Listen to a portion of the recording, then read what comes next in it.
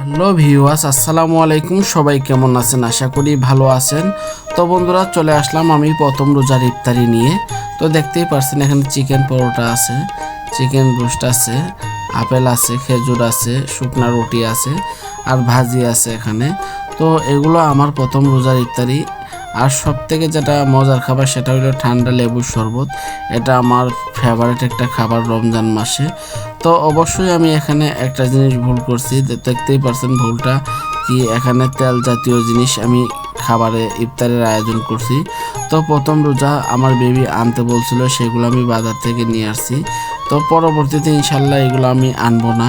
ইফতারিতে তেল জাতীয় জিনিসটা না খাওয়াই ভালো, কারণ যেমন বেগুনি, চপ, বড়া, যেমন এরকম তেল জাতীয় জিনিস এগুলো না খাওয়াই ভালো।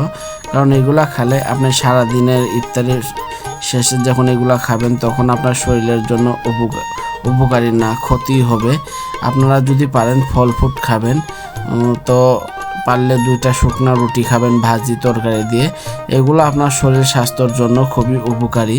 আর যদি আপনি এইরকম খাবার খান, দেখতে পাচ্ছেন বেগুনিতে প্রচুর পরিমাণ তেল।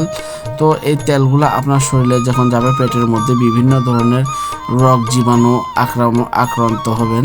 তো আমার এই খাবারটা খুবই অপছন্দনীয়। রমজান মাসে আমি এইগুলো কমই খাই। তো বন্ধুরা, আপনারাও যদি পারেন এই খাবার থেকে এড়িয়ে চলবেন। তো এই খাবার আপনার শরীরের জন্য ক্ষতি করবে, কোনো উপকার করবে না।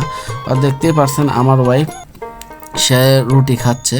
তো তার খাবারটা খুবই ভালো। আমিও ইনশাল্লাহ 30 রোজায় এগুলা থেকে বিরত থাকার চেষ্টা করব। তো এই খাবারটা খুবই একদম বিরক্তকর খাবার আমার কাছে। তো আপনারা যদি পারেন ফল ফ্রুট খাবেন। তো আপনার এই ফল ফ্রুট খেলে আপনার শরীরের ভিটামিনও হবে, আপনার শরীরের জন্য অনেক উপকারী হবে।